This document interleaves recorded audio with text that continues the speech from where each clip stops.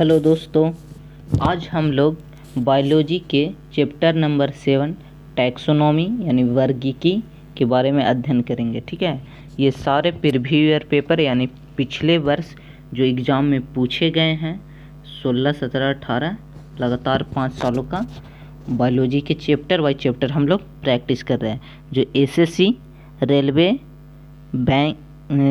Railway और डीएफसीसीआई Bihar teacher जितने भी कम्पिटिटिव एग्ज़ाम वन डे होते हैं जिनमें बायोलॉजी के क्वेश्चन आते हैं उनमें स्पेशल ये पूछे जाते हैं। तो चलिए हम लोग देर ना करते हुए शुरू करते हैं, ठीक है ना। तो ये हम लोग जानेंगे कि कैसे कैसे वर्गीकरण किया गया है और इससे क्वेश्चन क्या पूछे गए हैं। पहला क्वेश्चन है कि कार्ल लिनियस के जाना जाता है, तो कार्ल लिनियस को जाना जाता है फादर ऑफ टैक्सोनॉमी के नाम से जाना जाता है। देखिए ये क्वेश्चन ग्रुप डी 2018 और आरआरबी जेईई 2019 में पूछा था।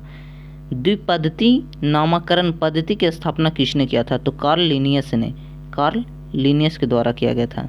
नेक्स्ट क्वेश्चन हमारा है कि आप किस जगत के सभी जीवों को रखेंगे जो कोशिका भित्ति के साथ बहुकोशिकीय सुकेंद्रित होते हैं, तो प्लांट जिसे हम जगत कहते हैं।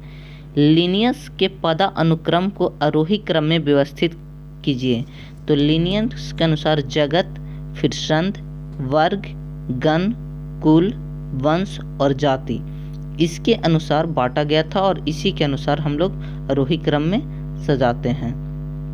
नेक्स्ट क्वेश्चन हमारा है कि आप उस जीव को किस जगत में रखेंगे जो एक कोशिकीय और यूरोकैरियोटिक सुकेंद्रित और प्रकाश संश्लेषक होंगे, तो उसे कहते हैं प्रोटिस्टा। क्या कहा जाता है? प्रोटिस्टा।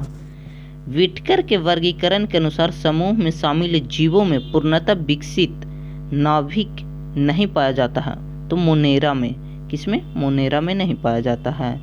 नेक्स्ट क्वेश्चन आपका है कि जीव जगत के 5 वर्गों में वर्गीकरण किया गया है, तो 5 किंगडम ऑफ क्लासिफिकेशन। ठीक है, तो ये किसने किया था?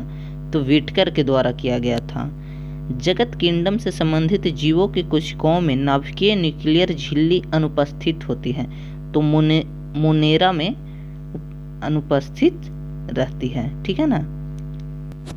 नेक्स्ट क्वेश्चन है कि 5 जगत प्रणाली का वर्गीकरण का मुख्य आधार क्या था, तो पोषण, यानी कि पोषण के आधार पर 5 जगत प्रणाली को वर्गीकृत किया गया था।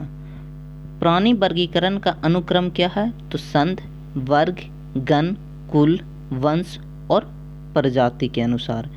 आपका नेक्स्ट क्वेश्चन है कि वैज्ञानिक वर्गीकरण में वर्गीकरण की मूल इकाई क्या थी, the basic unit of classification in scientist classification is, तो जाति के आधार पर। किसके आधार पर? तो जाति के आधार पर बांटा गया था। बिना कोशिका भित्ति वाले बहुकोशिकीय प्राणियों की समूह के अंतर्गत रखते हैं, तो उसे इनीमिया कहा जाता है, इनीमिया कहते हैं।